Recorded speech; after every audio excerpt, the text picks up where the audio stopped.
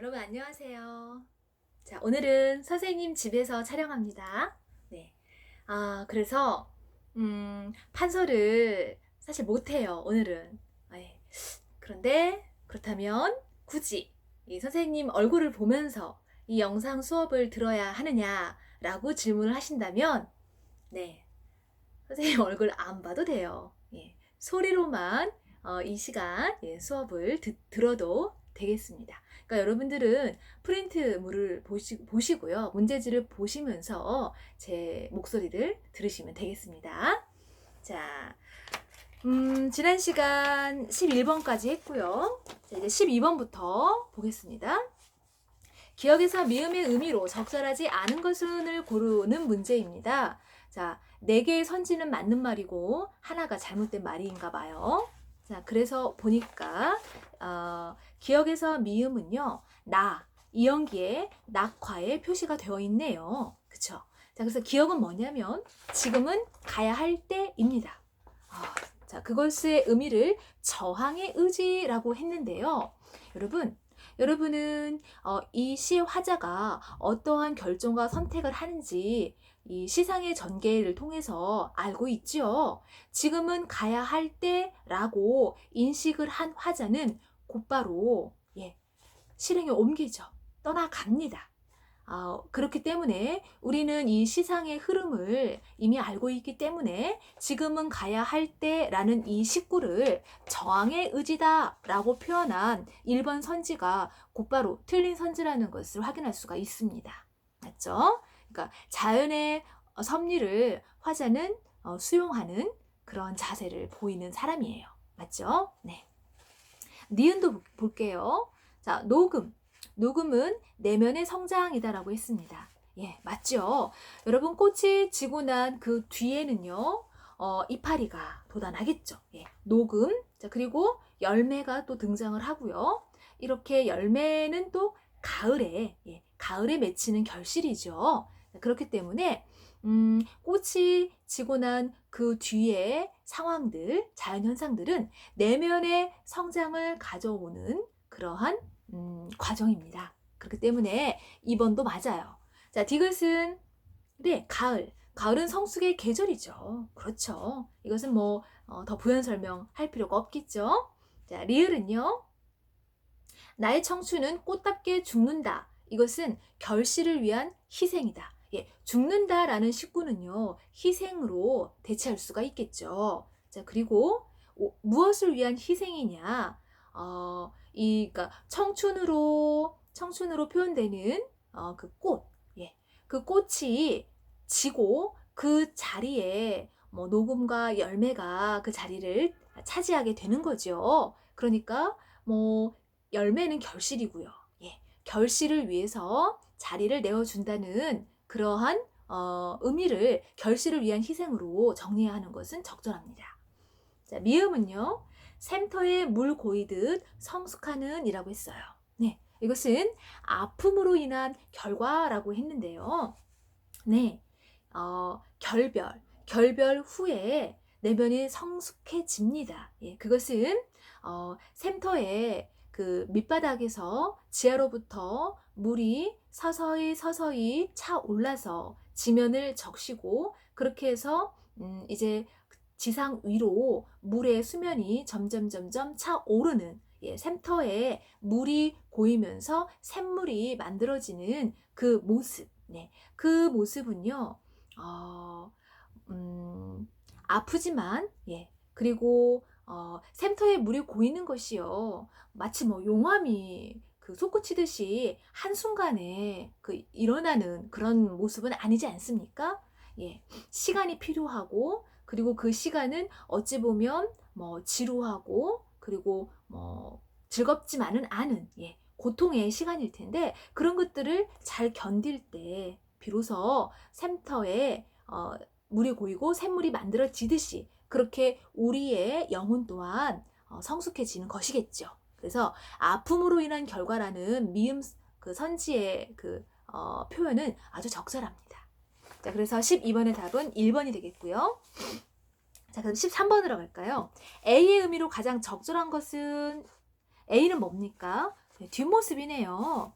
자, 우리는 이 뒷모습에 대해서 어떠한 관점을 갖게 되죠, 여러분? 예, 굉장히 긍정적으로 이 뒷모습에 대해서 인식을 합니다. 예, 뒷모습을 보이는 것은 떠나가는 그런 모습이죠. 그쵸? 예, 그 자리를 때가 되면 털고 일어나서 당당하게 떠나줄 줄 아는 그러한 자세로서의 뒷모습이기 때문에 자, 지금 선생님의 이 설명과 비슷한 그런 내용이 담겨 있는 선지를 고른다면 몇 번입니까? 4번이 되겠죠. 사랑이 끝났을 때 미련 없이 떠나는 모습이 맞습니다. 13번에 4번. 자, 14번 갈게요. 비에 나타난 표현 방법이 사용되지 않은 것은 이라고 했는데요. 비는 뭡니까? 비는요. 네. 자, 이생진의 벌레 먹은 나뭇잎이라는 시의 맨 첫 행입니다. 나뭇잎이 벌레 먹어서 예쁘다 라고 했죠. 자, 여러분 여기에 사용된 표현 방법은 뭡니까? 예, 앞에서도 문제풀이 하면서 이미 나왔죠.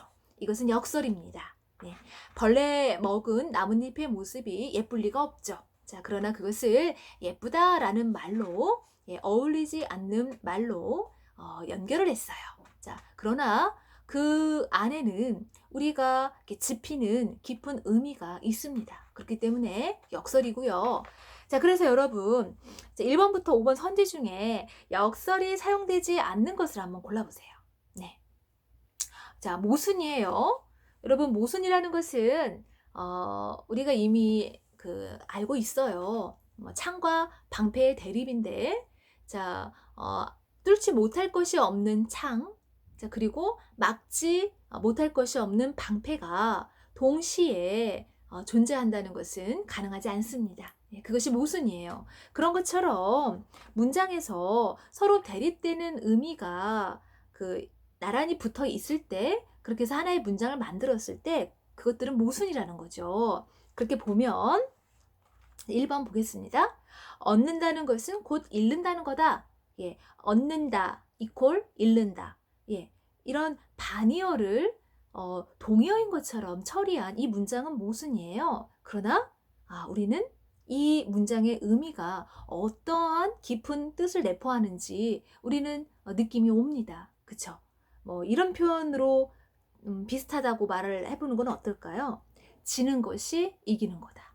예, 그러한 식의 표현 맞죠? 역설 맞아요. 2번 바라보노라 온갖 것들에 보이지 않는 움직임을 이라고 했는데요. 자, 여기에서 대립되는 의미를 담고 있는 단어는 바라본다 라는 바라본다라는 동사와 보이지 않는다 라는 형용사죠. 예, 보이지 않는 것을 어떻게 바라봅니까? 그렇죠. 모순이에요. 자, 그러나 아마 시의 구절로 이렇게 보이는데요. 이 문장에 내포되어 있는 이 시의 화자가 말하고자 하는 어떠한 내용이 있을 것이다. 시인의 깊은 뜻이 있을 것 같다라는 느낌을 우리는 받습니다. 그쵸? 자, 그 다음에 3번 구름은 보랏빛 색지 위에 마구칠한 한 다발 장미라고 했어요. 예, 구름은 장미라는 말이네요. 예, 그런데 보랏빛이라는 색채를 나타내는 시어가 눈에 띄고요. 그러나 여러분 우리 이 19에서 역설로 짐작이 되는 그러한 항들은 보이지가 않습니다. 그렇죠? 자, 그래서 3번이 아닌 것 같다라는 생각을 가지고 4번을 가면 님은 같지만은 나는 님을 보내지 아니하였습니다. 예. 자, 여기는 등장합니다. 예, 대리버가 나옵니다. 님은 같다라는 그 동사와 나는 님을 보내지 않았다라는 이 동사가 이게 동시에 성립할 수가 없어요. 하나가 진짜라면 다른 하나는 거짓이 되는 거죠. 그렇죠? 예. 갔는데 동시에 가지 않았다는 것은 가능하지가 않습니다. 그러나 우리는 이 19 이거는 이제 제가 여러분들에게 이미 역설의 예시로 몇 번 예로 들었기 때문에 여러분들도 이제 친숙한 그 님의 침묵이라는 식구의 표현인데, 님은 갔어요. 예, 님이 간 것이 팩트입니다. 그러나 나는 님을 보내는 것을 마음에서 허락하지 않았기 때문에 님을 여전히 내 마음은 붙들고 있다는 거죠. 님을 잊지 않겠다는 거고, 예, 님에 대한 어떤 그 열망을 포기하지 않겠다는 그런 어떤 뭐라고 할까요? 의지라고 해야 될까요? 예, 이런 뜻이 담겨 있습니다. 자, 5번. 사랑이 끝난 곳에서도 사랑으로 남아있는 사람이 있다라고 했는데, 예, 사랑이 끝났어요. 뭐, 이제 이것을 연인의 그런 사랑으로 이제 대입을 해 본다고 하면, 자, 연인이 떠나갔습니다. 사랑이 끝났기 때문에. 자, 그러나 사랑으로 남아있다라고 했죠. 떠나갔는데, 이제 이별했는데도 여전히 그 자리에 있다라는 것은 이건 모순이죠. 그러나 이것은 어떤 의미가 담겨져 있는지, 예, 그 위에 한용우님의 그 식구하고 비슷하다라고 생각하면 되겠죠. 그렇죠? 그러니까 내가 사랑이 끝나서 떠나갔지만 그 상대방을 쉽게 잊지 못하고 있다라는 그런 의미를 느낄 수가 있는 거겠죠. 그렇죠, 여러분? 자, 이렇게 해서 14번 문제는, 예, 중요한 문제죠. 왜냐하면 우리가 대단원 1 표현의 빛깔에서 주요하게 여러분들에게 가르쳤던 내용이 다양한 문학적인 표현 방법입니다. 그 중에 뭐 운율, 반어, 역설, 풍자 이렇게 이제 네 가지의 대표격인 방법들을 가르쳤지만, 예, 이 14번은 그 중에서, 예, 역설에 대한 문제이기 때문에 역설의 표현 방법에 대한 이해가 여러분들이 제대로 되어 있는지를 확인한, 예, 필수, 예, 반드시 이 단원에서는 이러한 문제를 물을 수밖에 없다는 거. 예, 그렇다면 자, 선생님이 2학기 1차 고사 시험 출제를 마쳤는데요. 이러한 그 문학적 표현 방법을 구별해내는 문제를 제가 냈겠습니까? 안 냈겠습니까? 자, 대답할 필요는 없겠죠. 자, 그러면 이제 15번으로 가도록 하겠습니다. 자, 여러분 15번까지가 그 시로 표현하기 소단원 2일에 해당하는 문제인데요. 자, 15번. 이 시에서 역설의 표현 방법을 활용할 때 효과로 보기 어려운 것은 인데요. 자, 이 문제도, 네, 별표. 선생님이 여러분들과 수업을 하면서도 이러한 문학적 표현 방법이 뭐 단순히 어떠한 문학적 방법이 쓰였느냐를 구별해내고, 또 이것에는 어떠한 표현 방법, 이것에는 어떠한 표현 방법, 이렇게 분석하고 이런 거에서 학습에 어떤 우리가 해야 될 일이 그것뿐만은 아니라는 것을 제가 강조를 했습니다. 왜 이러한 문학적 표현 방법이 중요하고 우리가 이런 것들에 대한 이해와 또 기능 학습을 해야만 하는지에 대해서, 예, 그것은 바로 15번 문제에서 묻는 효과와 관계된 얘기가 되죠.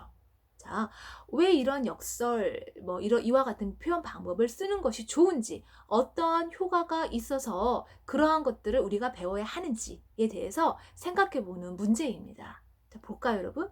자, 효과로 보기 어려운 거를 고르면, 자, 눈으로 보고요.